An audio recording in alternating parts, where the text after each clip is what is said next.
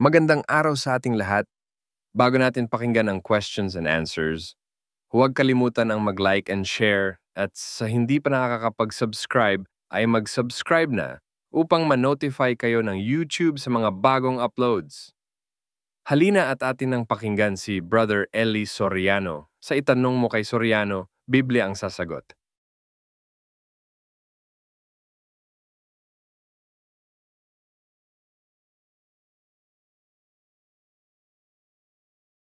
Quick, go ahead please. Opo, kapatid na Daniel, kapatid na Eli, salamat po sa Panginoon. Ang magtatanong po rito sa Kuwait ay si Mr. Elizar Mendoza. Siya po ay isang Katoliko, 31 years old. Ito po siya, kapatid na Eli. Hello, magandang gabi po, Brother Eli, at saka po sa mga nanonood. Ako po ay isang Katoliko po. Ilang beses na rin, ngayon po ay nagsusuri ako. Ilang beses na rin po ako naka-attend po ng Bible study po at saka dito po sa lokal at dumadalo po ako. At naririnig ko po na, nakikita ko po na may mga nasuspindi rin po ng mga kapatid nyo. Ito po ang katanungan ko po.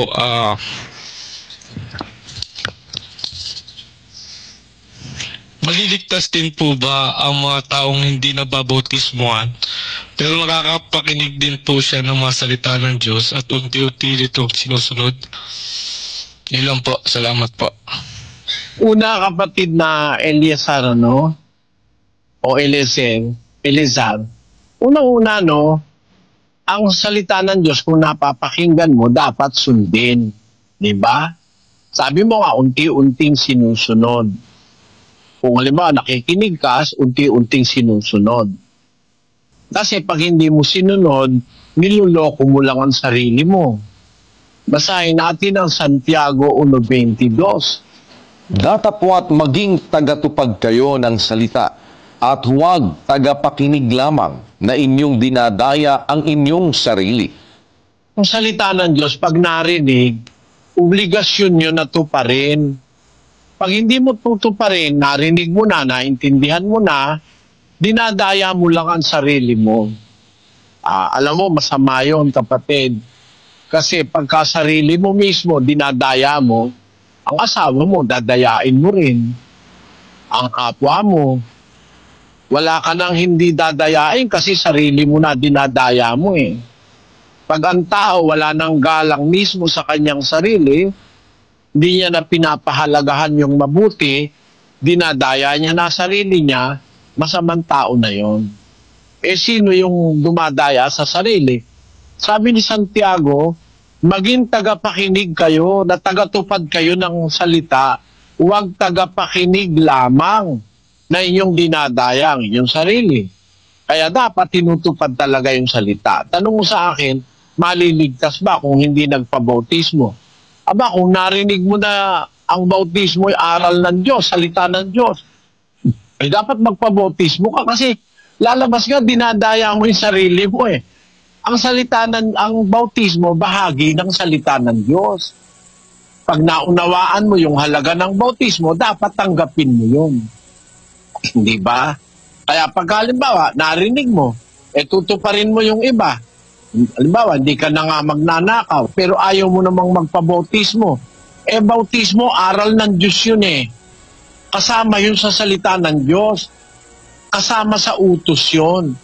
Kung hindi mo susundin yun, parang hindi mo na rin sinunod ang Diyos. Bakit? Basahin natin ang Santiago, Kapitulo 2, versikulo 11. Sapagkat ang nagsabi, huwag kang mangalunya, ay nagsabi naman, huwag kang pumatay.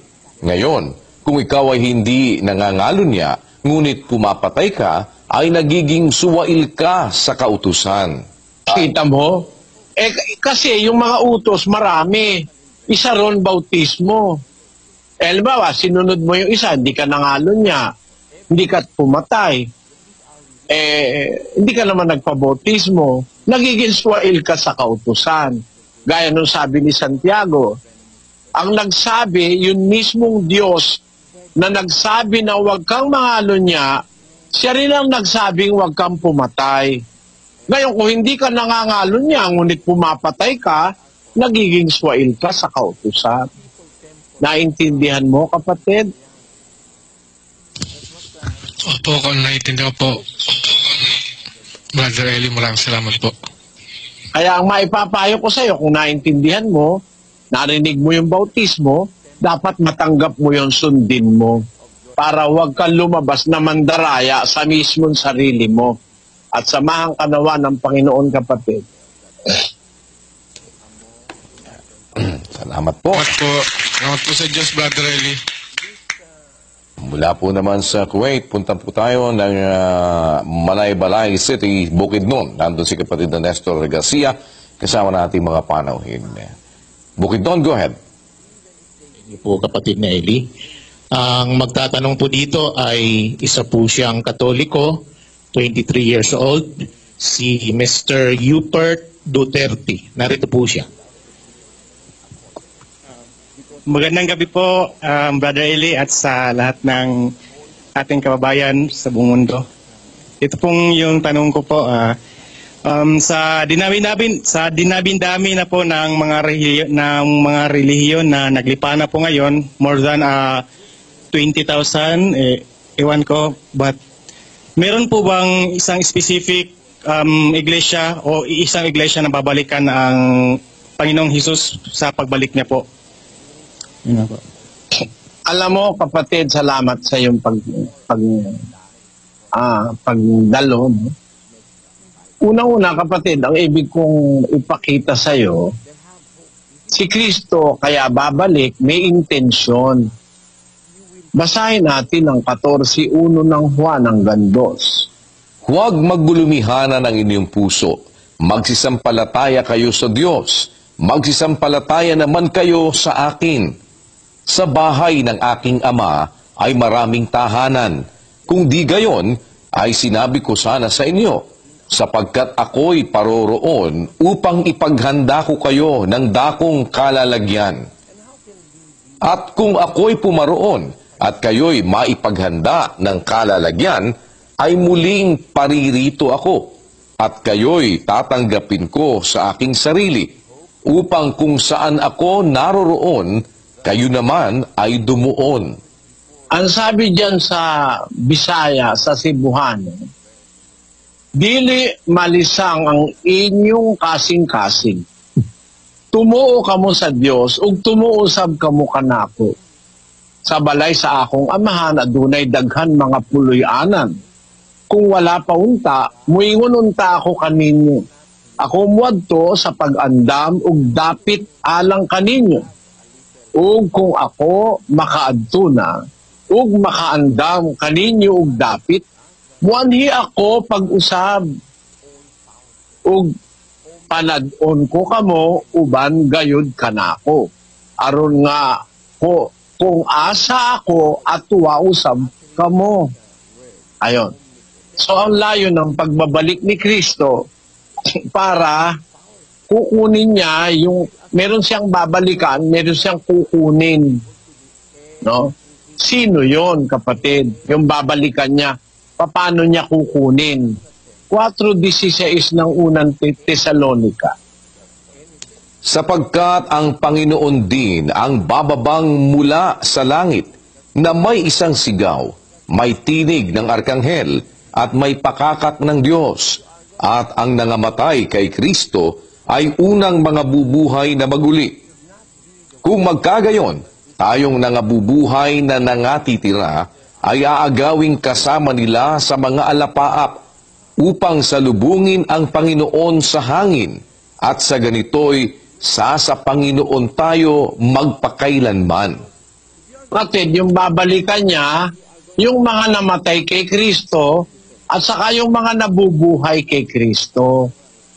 Halimbawa, 2,000 ang iglesia kamo, tama yun. Sa buong mundo, maaring 2,000 nga. Lahat ba naman ng tao ay isasama ni Kristo? Ang sinasabi niya, sumampalataya kayo sa Ama. Sumampalataya kayo sa akin. Sa bahay ng aking ama, maraming tahanan. Paghahanda ko kayo ng lugar at pagkatapos babalik ako. Sino yung babalikan? Di yung sumasampalataya. Kahit namatay ka na, bubuhayin ka maguli. Pag dinatnang kang buhay, sumasampalataya ka, kasama ka kukuhanin pagbabalik ng Panginoong Jesus. Ngayon, ang tanong, lahat ba ng iglesia kasama? Kung ang iglesia sumasampalataya kay Kristo, kasama yon. Kung ang sinasampalatayanan mo Kristong palsipikado, mahirap na makasama yon. Kasi maraming mga Kristo sa ating panahon, kapatid. Sa iba-ibang Kristo, may Kristong tao. No? Sa Iglesia ni Manalo, ang Kristo nila tao. Sa Katoliko, ang Kristo nila rebulto. No? Cristo Rey ang tawag. Tapos, merong sa Mindanao, Malay-Balay, Bukid no, malapit yata dyan yun, ano? May Kristo dyan, si Kibuloy. Siya raw yung appointed Son of God.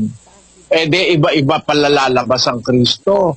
Ano sabi ni San Pablo sa 2 Korinto 11 at versikulo 4? Sapagkat kung yaong paririto ay mangaral ng ibang Jesus na hindi namin ipinangaral, o kung kayo'y nagsisitanggap ng ibang espiritu na hindi ninyo tinanggap, o ibang ebanghelyo na hindi ninyo tinanggap, ay mabuting pagtiisan ninyo. Mangangaral, ibang Jesus, ibang Kristo, ibang espiritu, ibang ebanghelyo, sabi ni Pablo, pagtiisan na lang ninyo. Ano ibig sabihin ng pagtiisan? 1:8 ng Galacia. Datapwat kahimat kami o isang anghel na mula sa langit ang mangaral sa inyo ng anumang ebanghelyo na iba sa aming ipinangangaral sa inyo ay matakwil. Ang pala ibig sabihin, itakwil. Pagka mangangaral, ibang Kristo, ibang ebanghelyo, ibang espiritu, tiisin na lang ninyo, wag mo nang tanggapin, itakwil mo. No, kapatid?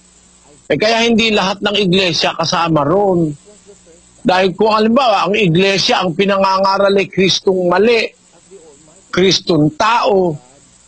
Kasi sa iglesia ni Manalo, ang Kristo nila tao Samantalang yung Kristo sa Biblia, wala pang tao, umiiral na. Paano naging tao yun? Wala pang ang tao, umiiral na yun. Anak na siya ng Diyos, wala pang tao nun. 17:24 ng Juan. Ama, yaong mga ibinigay mo sa akin ay ibig ko kung saan ako naroroon, sila naman ay dumuong kasama ko, upang makita nila ang kaluwalhatian ko na ibinigay mo sa akin, sapagkat ako'y iyong inibig bago natatag ang sanglibutan. Inibig mo ako bago natatag sanlibutan. Paano naging tao yan? Mas matanda pa sa mundo. Matanda pa sa universo. Ang tao galing sa alabok ng lupa. Yung Kristo sa Biblia, hindi tao yon kasi wala pang lupa. Kasama na ng Ama yon. 17:5 ng Juan. At ngayon, Ama, luwalhatiin mo ako sa iyo rin ng kaluwalhatiang aking tinamo sa iyo bago ang sanglibutan ay naging gayon. Punta mo na, nauna pa siya sa sanlibutan. Paano naging tao yan? Basahin nga natin sa Bisaya. Ug karon amahan, himaya ako uban gayud kanimo sa himaya, nga akong gibatunan uban kanimo sa wala pa ang kalibutan. Paano naging tao yan? Wala pa nga ang kalibutan Kaya yung Kristo ng Iglesia ni Manalo, hindi yun ang tunay na Kristo. Bumalik man si Kristo, hindi kasama yun sa kukuhanin. Kasi ang kukuhanin niya, yung sumampalataya sa Kanya ng pananampalatayan totoo. Meron pananampalataya mali No? Mali eh. Kaya ang sabi sa 3Gs ng Tito, Ang taong may maling pananampalataya, pagkatapos ng una at ikalawang pagsaway, ay itakwil mo. merong mali ang pananampalataya eh. Kaya hindi kasama yun. Kaya sa tanong mo, meron bang specific na babalikan si Kristo? Meron. Yung mga sumasampalataya ng tamang pananampalataya, kung aling iglesia, yung iglesyang ganun ang pananampalataya, yun ang babalikan ni Kristo. Naunawaan mo, kapatid na Duterte? Amen po, Brother Eli. Salamat po sa Diyos. Salamat. Pagpalaing ka nawa ng Panginoon, kapatid. Yan. Salamat po at puntahan naman natin ang Ormoc City, Leyte. Nandun si kapatid na Roland Antonio kasama natin mga panauhin. Go ahead, Leyte, please. Daniel, salamat po sa Diyos sa may pagkakataon ng ating mga kapatid sa Ormoc ng tanong si kapatid na Jason Raldes sa mga Catholic na 19 years old. Nandito po siya.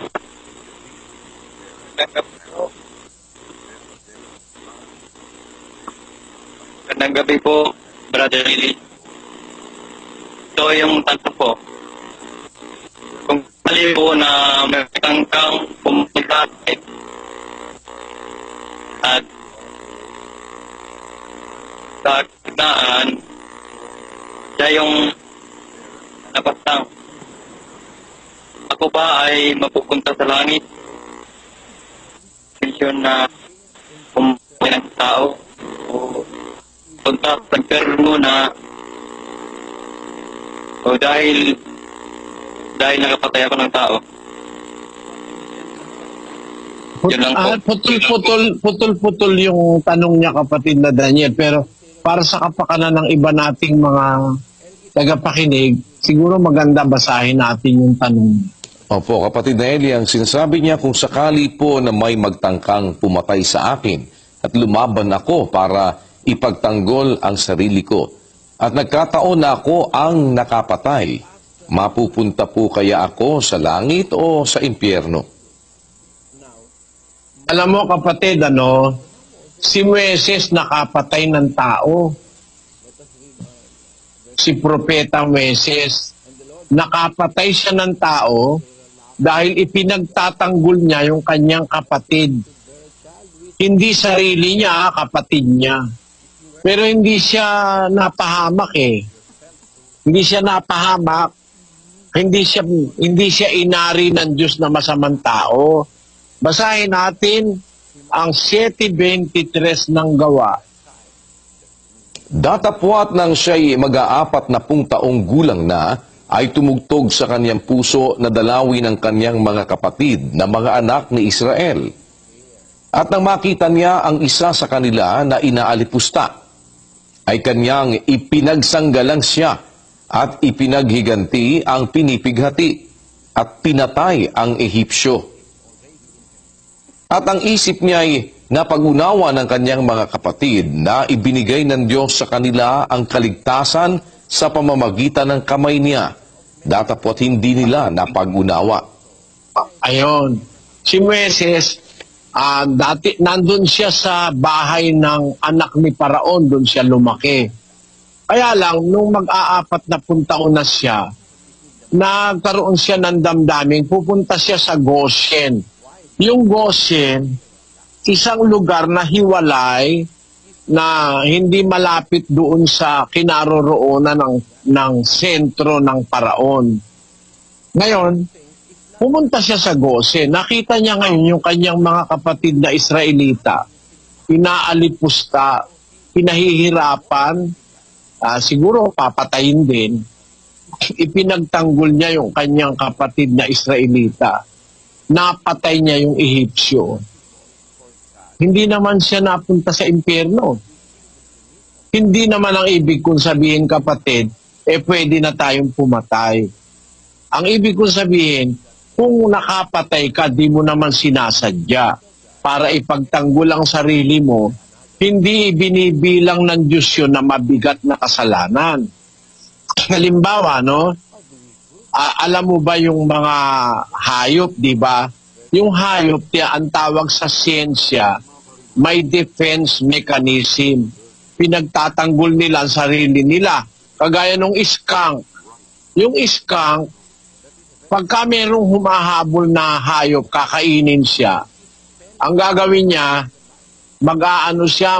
maglalabas siya ng masamang amoy. Amoy na nabubulok. Tapos, hindi siya kikilos. Parang patay siya na nabubulok. Yung hayop na gustong kumain sa kanya, hindi na siya kakainin dahil mabaho, no? Parang yung pusit pag hinahabol sa dagat, para wag makita nung humahabol, magbubuga yung pusit ng tinta, yung maitim. Lalabo yung tubig, hindi makikita nung humahabol sa kanya, makakatakas yung pusit.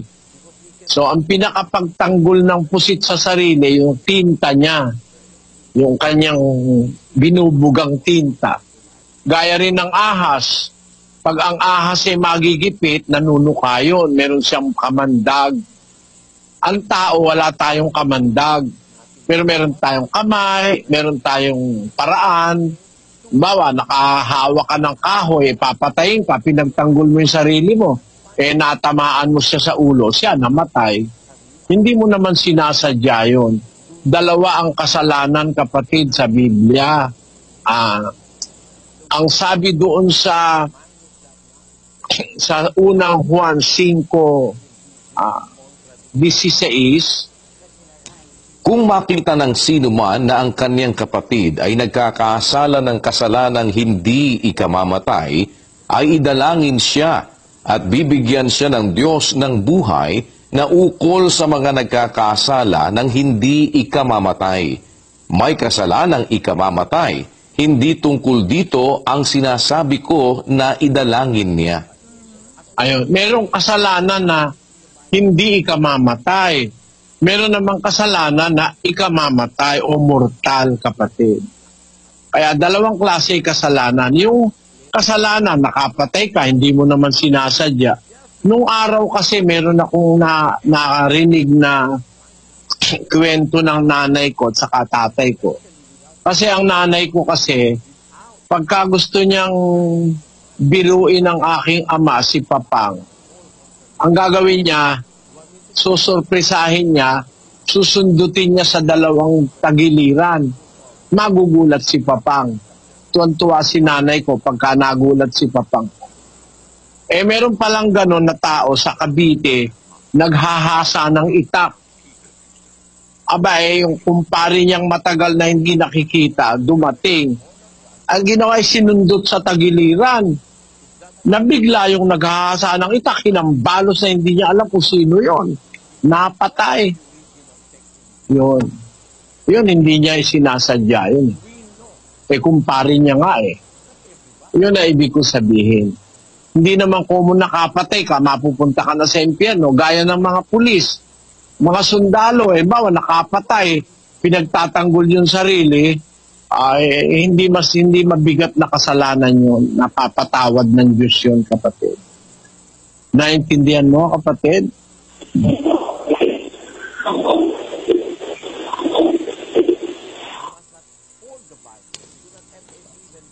Okay po. At medyo ang linya po ng ating komunikasyon sa kanila ay putol-putol. Sana po ay naintindihan ninyo ang sagot na yan ng kapatid na Eli.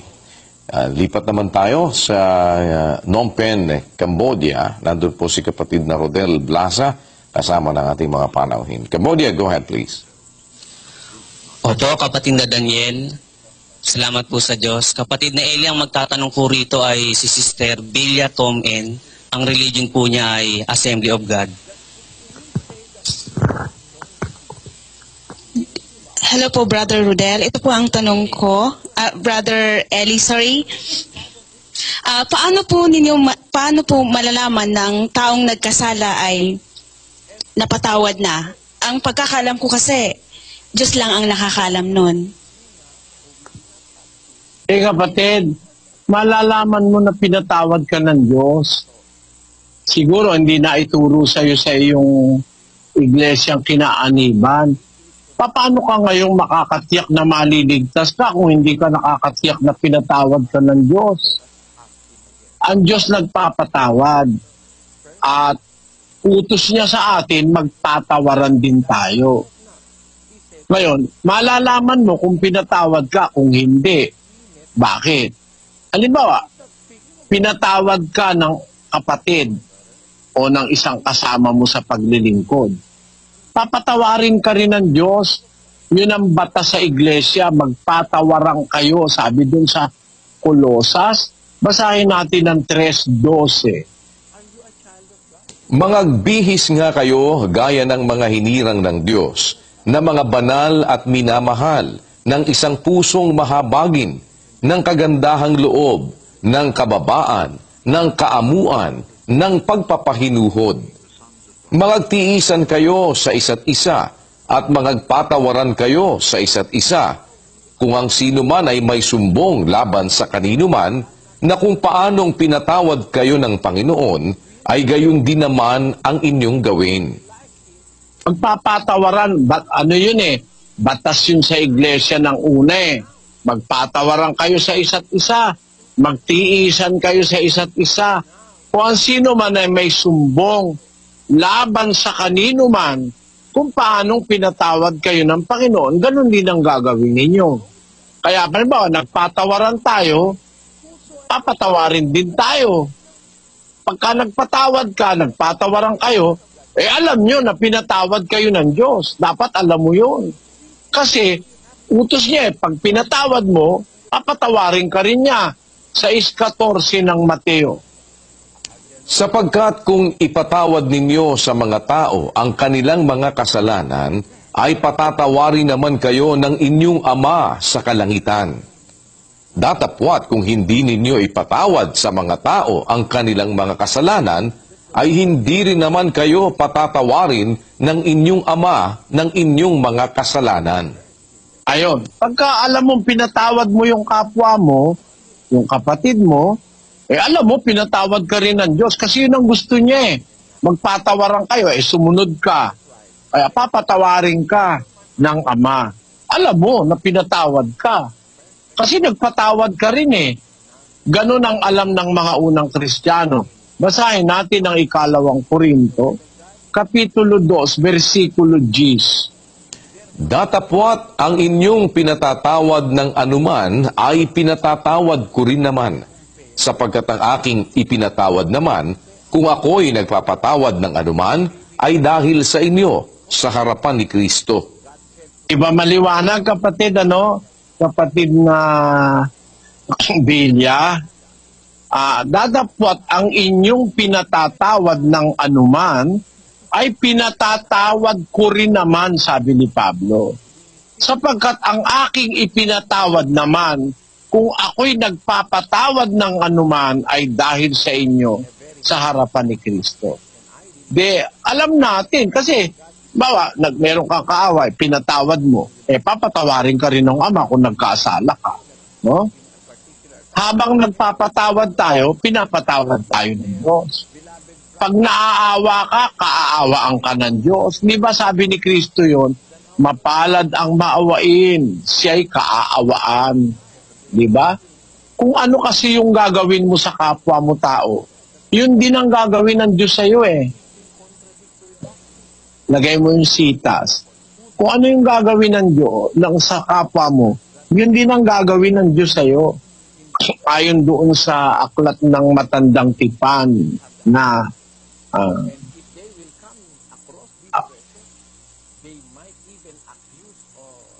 62:12. Sa iyo naman, O Panginoon, ukol ang kagandahang loob, sapagkat ikaw ay nagbabayad sa bawat tao ayon sa kaniyang gawa. Ayon, nagbabayad ka sa bawat tao ayon sa kaniyang gawa. Kaya pag naawa yung tao, naaawa rin siya dun sa naawa. Pag nagpatawad yung tao sa kapwa, papatawarin niya rin yung nagpatawad. Yun ang batas eh. Ngayon, ang isa pa kapatid na Bilya, para malaman mo na pinatawad ka na ng Diyos, ito, sa 1:7 ng unang Juan. Ngunit kung tayo'y nagsisilakad sa liwanag, na gaya niyang nasa liwanag, ay may pakikisama tayo sa isa't isa, at nililinis tayo ng dugo ni Jesus na kanyang anak sa lahat ng kasalanan. Kung sinasabi nating tayo'y walang kasalanan, ay ating dinadaya ang ating sarili, at ang katotohanan ay wala sa atin. Kung ipinahayag natin ang ating mga kasalanan, ay tapat at banal siya na tayo'y patatawarin sa ating mga kasalanan at tayo'y lilinisin sa lahat ng kalikuan. Kaya isang palatandaan, kapatid na Bilya, para malaman mong pinatawad ka ng Diyos. Sabi niya, kung ipahahayag natin ang ating mga kasalanan, tapat at banal siya, tayo patatawarin niya sa ating mga kasalanan. Kaya ikukumpisal mo yung kasalanan mo, papatawarin niya yung kasalanan mo. Tapos, tayo'y lilinisin sa lahat ng kalikuan. Pagka ikaw ay nalinis, ibig sabihin, hindi mo na inuulit yung kasalanan, napatawad ka na nun. Pag nagtagumpay ka na malinis ka na dun sa kasalanan, hindi mo na ginagawa uli. Ibig sabihin, napatawad ka na ng Diyos. Kaya lang, ang kahilingan ng Diyos, ipahayag mo yung kasalanan mo. Kanino mo ipapahayag? 32:5 ng awit, pakinggan mo. Aking kilala ang aking kasalanan sa iyo, at ang aking kasamaan ay hindi ko ikinubli. Aking sinabi, aking ipahahayag ang aking pagsalangsang sa Panginoon, at iyong ipinatawad ang kasamaan ng aking kasalanan. Ayun, maliwanag, papahayag mo sa Panginoon. Pahayag mo sa Diyos, tanggapin mo na nagkasala ka, humingi ka ng kapatawaran. Sabi, aking ipahahayag ang aking pagsalangsang sa Panginoon at iyong ipinatawad ang kasamaan ng aking kasalanan. Kaya alam mo na pinatawad ka Pag halimbawa, kinumpisal mo sa Diyos, nanalangin ka, humingi ka ng tawad, tapos lilinisin ka niya. Pagka hindi mo na ginagawa uli, ibig sabihin napatawad yung kasalanan na yun. Nalinis ka na ron. Naintindihan mo, kapatid na Bilya? Opo, Brother Eli. Pero ang tanong ko po, bakit po kailangan i-announce sa screen na ang taong yun ay napatawad? Yung taong yun ay napatawad at di na muling uulit pa. Kasi alam mo, dito sa aming samahan, mayroong suspension. Pag ang isang kapatid gumawa ng mali sa aral, sinususpend namin. Hindi siya pwedeng mag-abuloy, hindi siya pwedeng mag-offering kasi suspended siya. Nasa Biblia kasi yung suspension Sa 5 ng Jeremias, pakinggan mo sa 25. Ang inyong mga kasamaan ang nangaghiwalay ng mga bagay na ito, at ang inyong mga kasalanan ang nagsipigil sa inyo ng kabutihan. O napipigilan sa paggawa ng mabuti yung gumagawa ng kasalanan. Sinususpend yun. Pinagsasabihan kasi yun sa harap ng mga tao, ng mga kapatid, para wag siyang pangpamarisan, pangungusapan siya sa harap ng kapatiran.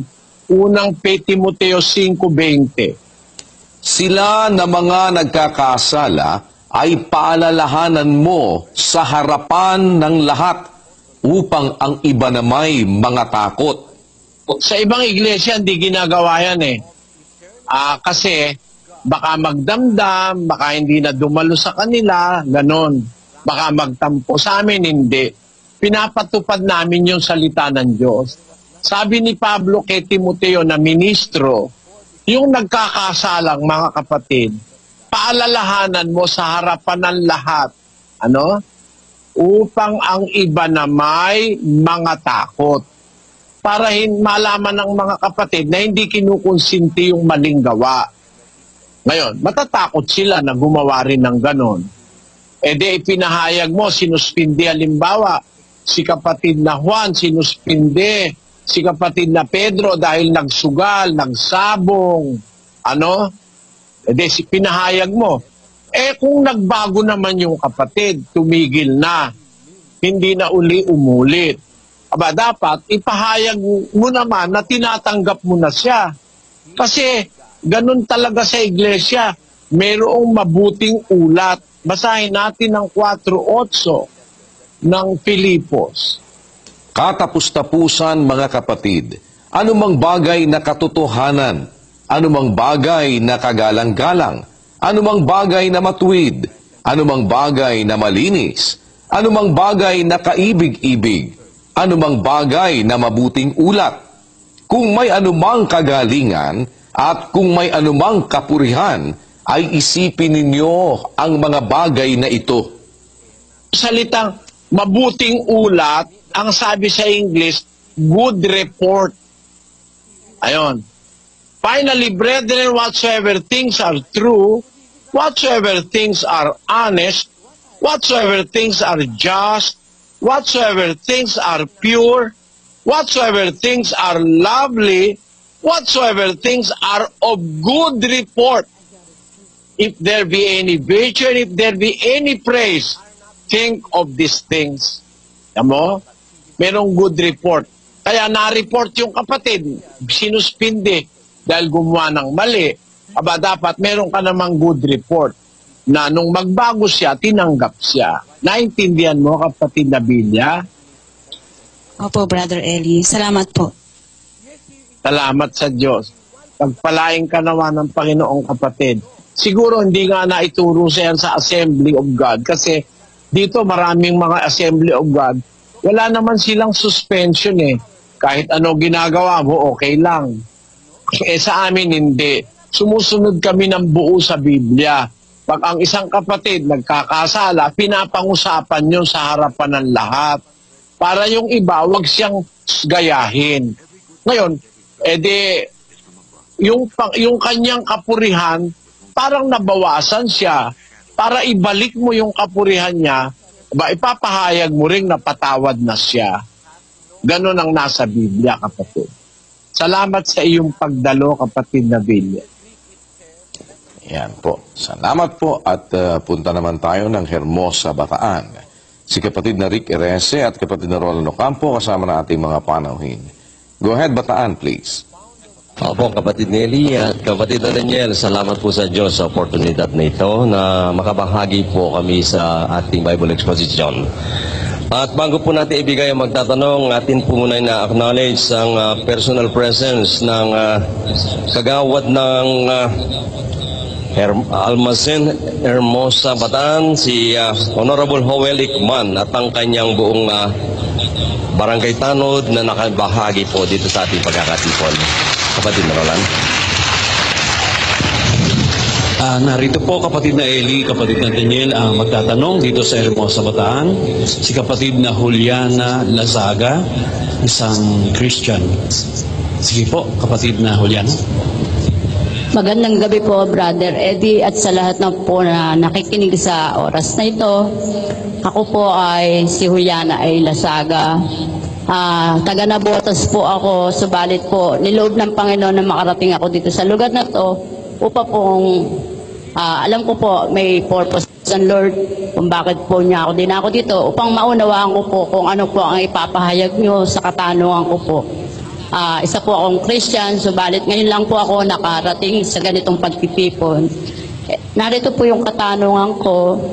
Sa 2 Pedro 3:11 hanggang 12, saan po ba ito tumutukoy? Kasi po naririnig ko po doon po sa inaatinan ko yung salitang rapture. Sabi po dito sa 2 Pedro, yung pong nabasa ko sa 3:11 hanggang 12, sa rapture mo ba ito tumutukoy o sa final judgment? At ano po ba ang magiging role ng Diyos Ama pagdating na po ng final judgment? Yun lang po at marami pong salamat. Kapatid, unang-una, wag ka pong magagalit, ano? Sabi nyo kasi doon sa inaatinan ninyo, lumalabas yun sa rapture. Talagang tama po yung sabi ko eh. Merong mga nagtuturo ng mali. Nakakatakot talaga yung ganon. Maliligaw ang isip ng tao. Basahin po natin yung 3Gs hanggang 12 ng ikalawang Pedro. Datapwat darating ang araw ng Panginoon na gaya ng magnanakaw, na ang sangkalangitan sa araw na iyan ay mapaparam na kasabay ng malaking ugong, at ang mga bagay sa langit ay mapupugnaw sa matinding init, at ang lupa at ang mga gawang nasa lupa ay pawang masusunog. Yamang ang lahat ng mga bagay na ito ay mapupugnaw ng ganito. Ano ngang anyo ng mga pagkatao ang nararapat sa inyo sa banal na pamumuhay at pagkamaawain, na ating hinihintay at pinakananasa ang pagdating ng kaarawan ng Diyos, na dahil dito'y ang sangkalangitan na nagniningas ay mapupugnaw, at ang mga bagay sa langit ay matutunaw sa matinding init. Alam mo po kapatid na Juliana, hindi lang po yung inaatinan mo ang may maling paniniwala tungkol dyan. Ang iglesia ni Manalo, mali rin. Kasi ang paniwala nila, pagbabalik ni Kristo, tapos na ang mundo. Basahin natin ang pasugo ng iglesia ni Manalo, kapatid na Luz. Ito po ay pasugo noong Hulyo 1956 sa page 7. Ito po ang nakalagay. Si kapatid na Felix Manalo ay huling sugo ng Diyos sa wakas ng lupa. Kaya huling sugo, gaya ng ating napag-aralan, ay sapagkat pagkatapos ng gawaing kanyang isinasagawa sa makatwid bagay ng pangangaral ng mga dalisay na salita ng Diyos, ay wala nang iba pang sugong darating, kundi ang kakilakilabot ng paghuhukom o ang katapusan ng pag-iral ng sanglibutang ito. Pagkatapos pala raw ng pangangaral nila ni Manalo, wala nang iba pang sugo, ang dadating na yung katapusan na ng kakilakilabot na paghuhukom na at ang katapusan ng pag-iral ng sanlibutan. Napakamali po niyan, kapatid. Bakit? Alin po ang totoo? Dito ko nga sinasabi, baka sabihin nang aatake ako no? Pinukumpara ko lang yung sinasabi ng iba sa sinasabi ng Biblia. Kapatid, pagbalik ni Kristo, hindi naman siya magpapakita agad eh. Akala nila pag nagpakita siya, pagbalik niya magpapakita siya. Hindi po. Pagbalik niya, meron siyang pagbalik na sinasabi na hindi naman siya pupunta sa lupa. Bababa lang siya sa langit, susunduin niya yung maliligtas. Yun yung rapture na sinasabi ng ibang iglesia. Unang Tesalonica 4:16. Sapagkat ang Panginoon din ang bababang mula sa langit, na may isang sigaw, may tinig ng arkanghel, at may pakakak ng Diyos, at ang nangamatay kay Kristo ay unang mga bubuhay na mag-uli. Kung magkagayon, tayong nangabubuhay na nangatitira ay aagawing kasama nila sa mga alapaap, upang salubungin ang Panginoon sa hangin, at sa ganito'y sa Panginoon tayo magpakailanman. Ayon, yung namatay kay Kristo, bubuhayin yon. Tapos yung mga buhay na natitira, kasama yung mga binuhay sa patay, aagawin, sasalubungin sa alapaap. Yun po yung rapture na sinasabi. Kasi sa Ingles, ang pagkasabi doon ay the catching up shall be caught up in the air. So hindi po bababa sa lupa si Kristo, kundi magsasalubong doon sa alapaap. Yung inagaw o yung ni-rapture at si Kristo magsasalubong doon, hindi siya bababa rito. Hindi pa siya papakita noon. Meron pang ibang pagpapakitang sinasabi sa Biblia. Ngayon, pagka nabuhay na uli yung mga nabuhay sa unang pagkabuhay na maguli, Ano po ang kasunod? 24 hanggang 5 ng Apokalipsis. At nakakita ako ng mga luklukan, at may mga nagsisilukluk sa mga ito. Sila'y pinagkalooban ng paghatol. At nakita ko ang mga kaluluwa ng mga pinugutan ng ulo dahil sa patotoo ni Jesus at dahil sa salita ng Diyos, at ang mga hindi sumamba sa hayop o sa kanyang larawan man, at hindi tumanggap ng tanda sa kanilang noo at sa kanilang kamay, at sila'y nangabuhay at nagsipagharing kasama ni Kristo sa loob ng 1,000 taon. Pagkatapos po nung pagkabuhay na nung mga kay Kristo, maghahari sila sa loob ng 1,000 taon pa. E di hindi pa mawawasak ang lupa. O katunayan, kung itutuloy natin sa 5, Sis Luz. Ang mga iba sa mga patay ay hindi nangabuhay hanggang sa naganap ang 1,000 taon. Ito ang unang pagkabuhay na mag-uli. Ang unang pagkabuhay na mag-uli, yung sinasabi ni Pablo na gagawin yung rapture, aagawin. Yung namatay kay Kristo, unang mabubuhay na mag-uli. Pagkaraan pala nung unang pagkabuhay na mag-uli, may 1,000 taon pang mangyayari. Merong susunod pang pagkabuhay. Pagkaraan ng 1,000 taon. Ano mangyayari sa 1,000 taon? Maghahari kayong mga namatay kay Kristo na yon, yung mga pinugutan ng ulo dahil kay Kristo, sumunod sa salita ng Diyos, binuhay sila, tapos naghari sila kasama ni Kristo sa loob ng 1,000 taon. Kaya ganito po ang conjugation, kapatid na Juliana. Halimbawa, bukas po dumating ang pag-agaw o yung rapture. Mula bukas, magbibilang ng 1,000 taon bago pa mabubuhay yung mga susunod na mabubuhay na mga patay. Ganun po. Pagkatapos po noong 1,000 taon, meron pang kaunting panahong nalalabi ang mundo. Hindi 1,000 taon tapos na agad, kundi ang sabi doon sa 20 ng Apokalipsis, versikulo 3. At siya'y ibinulid sa kalaliman at sinarhan, at tinatakan ito sa ibabaw niya, upang huwag nang magdaya sa mga bansa, hanggang sa maganap ang 1,000 taon. Pagkatapos nito, ay kailangang siya'y pawalang kaunting panahon. Tamo kapatid, yung palang 1,000 taon na maghahari yung mga nabuhay kay Kristo, yung pala 1,000 taon namang nakakulong si Satanas. Mabuti kung babasahin natin sa 1, kulang-kulang maglagay ng... At nakita ko ang isang anghel na nananaog mula sa langit, na may susi ng kalaliman at isang malaking tanikala sa kaniyang kamay. At sinunggaban niya ang dragon, ang matandang ahas, na siyang Diablo at Satanas, at ginapos na 1,000 taon.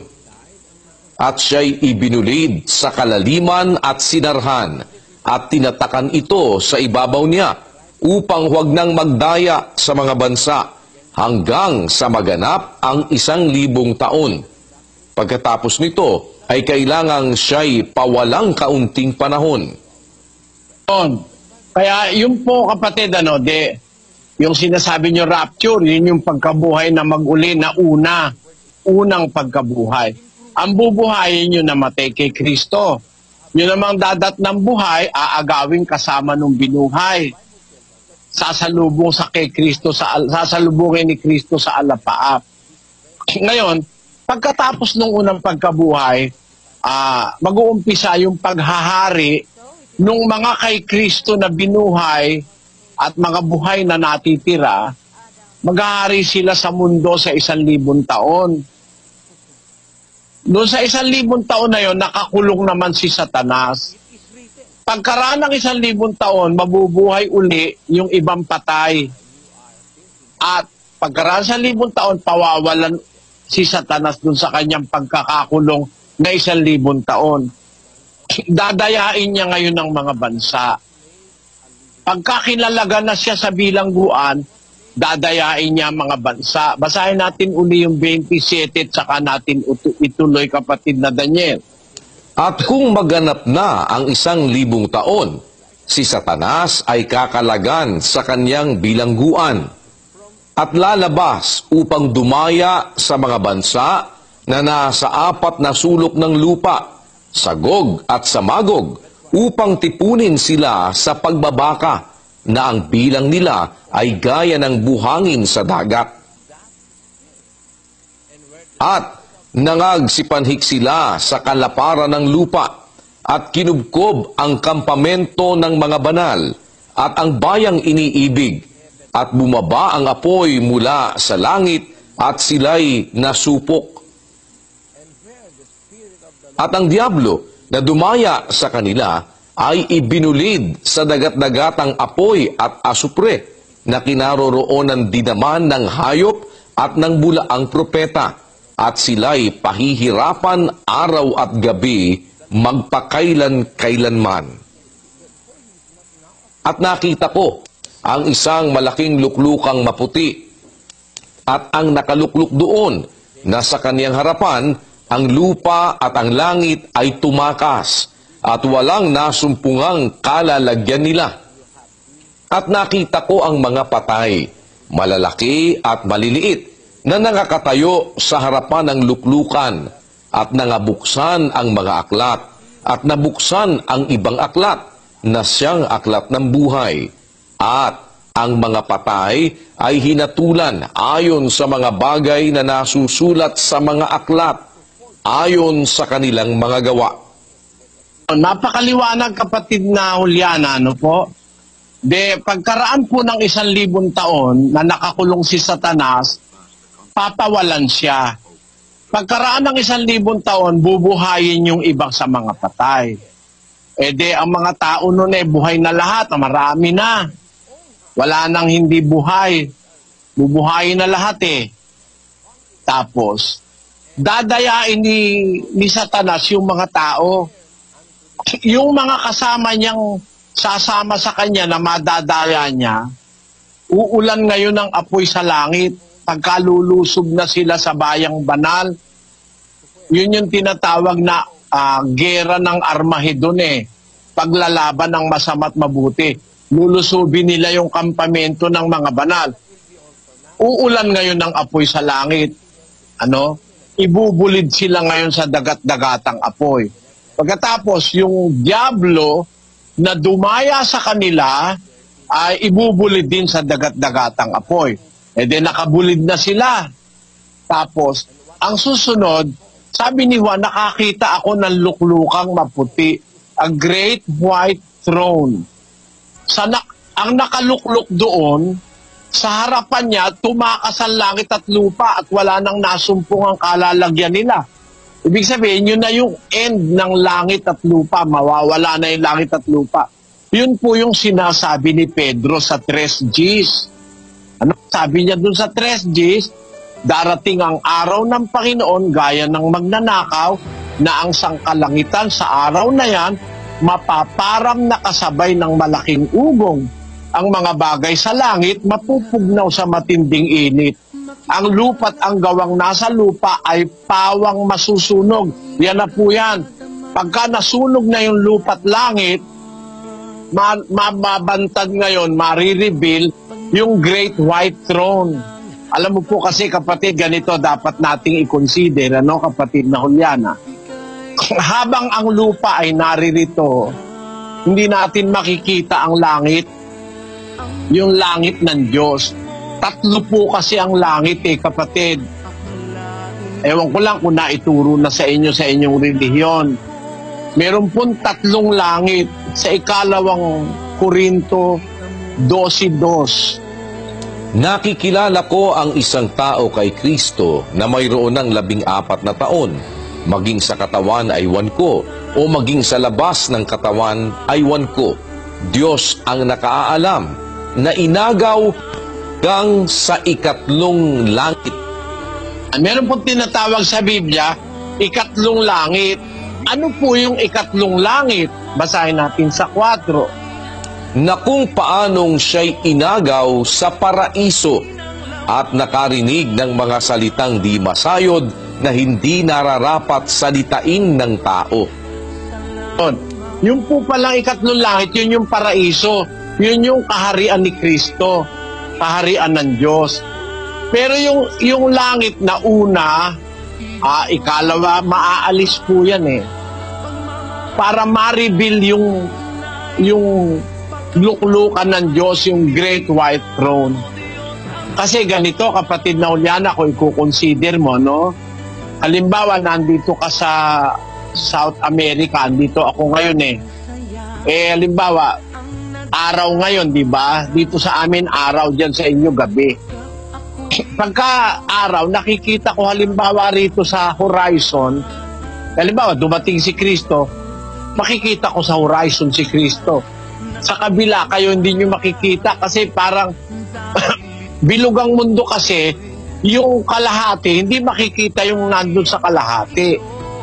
Kaya kailangan mawala ang langit at ang lupa, mawala, maklear, para mahayag yung Great White Throne.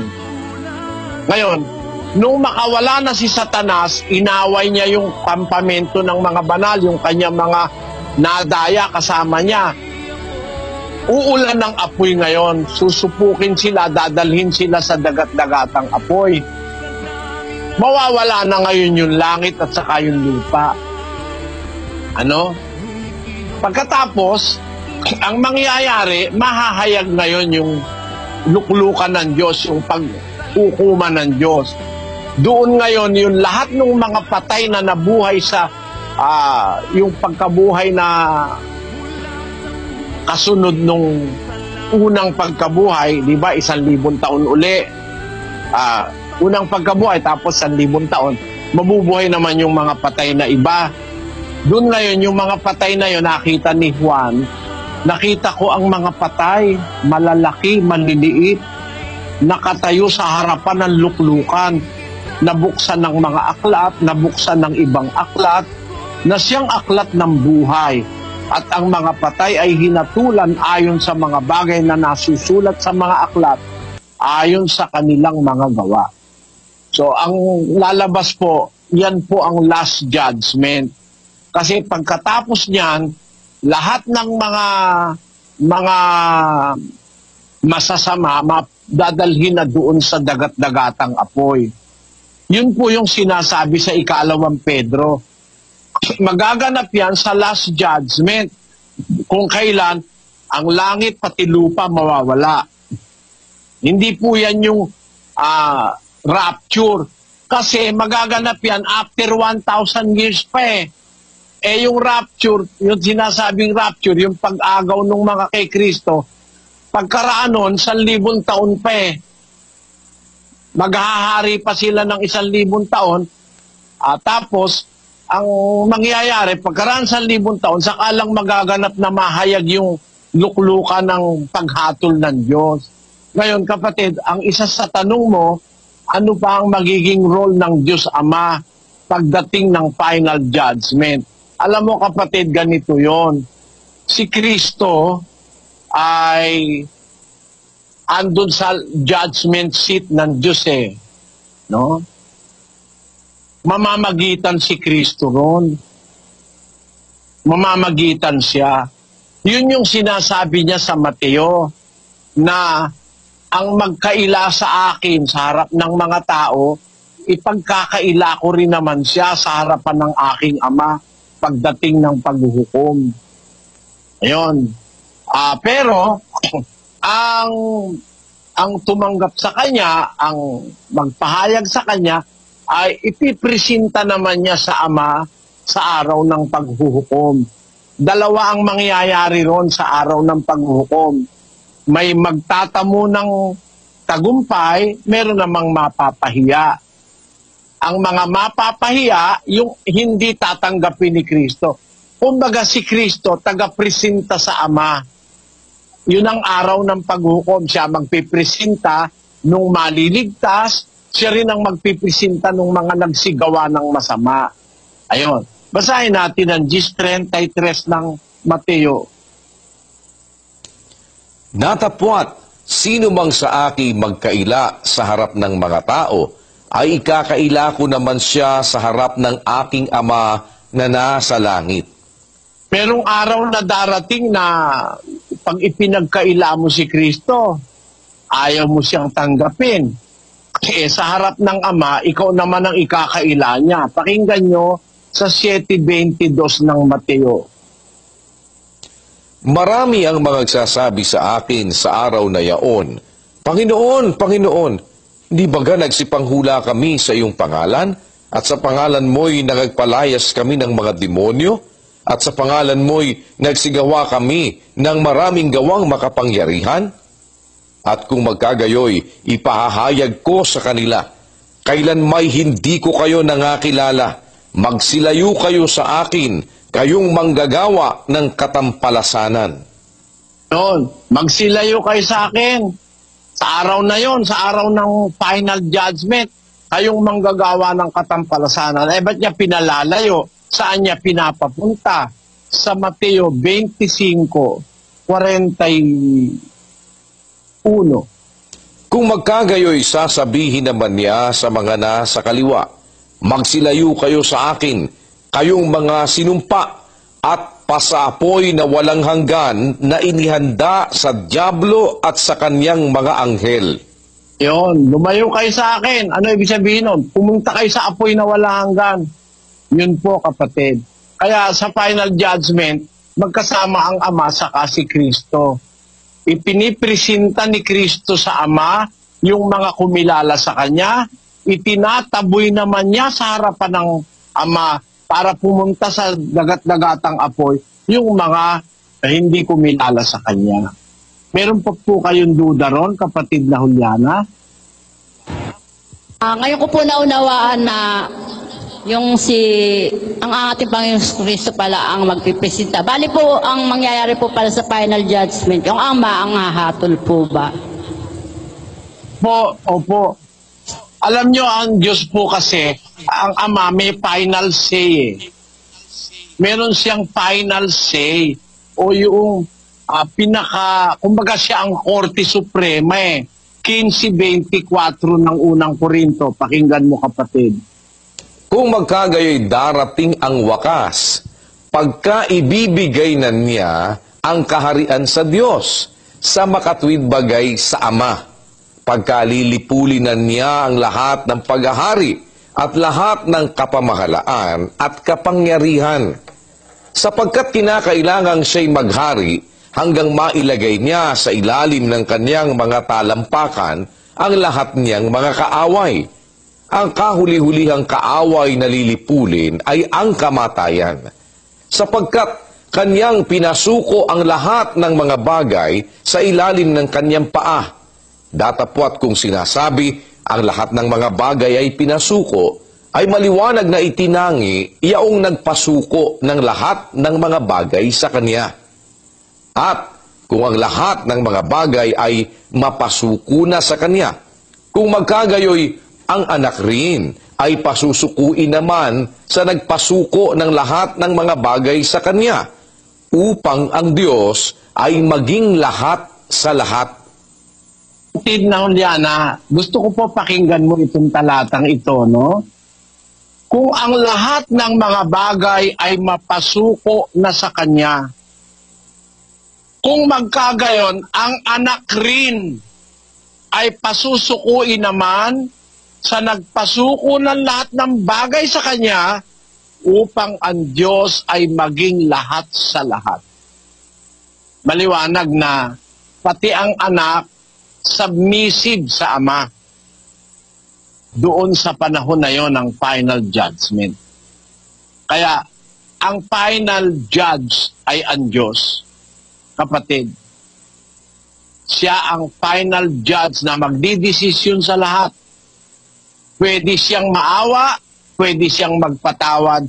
Mismo sa Judgment Day, 2:13 ng Santiago, Sapagkat ang paghuhukom ay walang awa doon sa hindi nagpakita ng awa. Ang awa ay lumuluwalhati laban sa paghuhukom.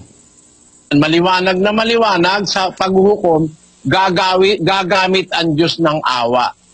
Ang paghuhukom walang awa doon sa hindi nagpakita ng awa. Pero kung sa isang panahon ng buhay mo, nakita ng Diyos na naging maawain ka, ang awa ng Diyos lumuluwalhati sa paghuhukom. Ibig sabihin, kung naawa ka, pwedeng gumamit ang Diyos ng awa sa'yo, ayun, maaari kang makaligtas sa araw ng paghuhukom. Naintindihan mo po, kapatid na Juliana?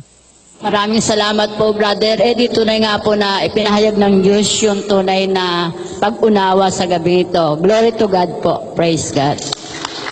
Maraming salamat sa mga nanood at sumuporta sa aking channel.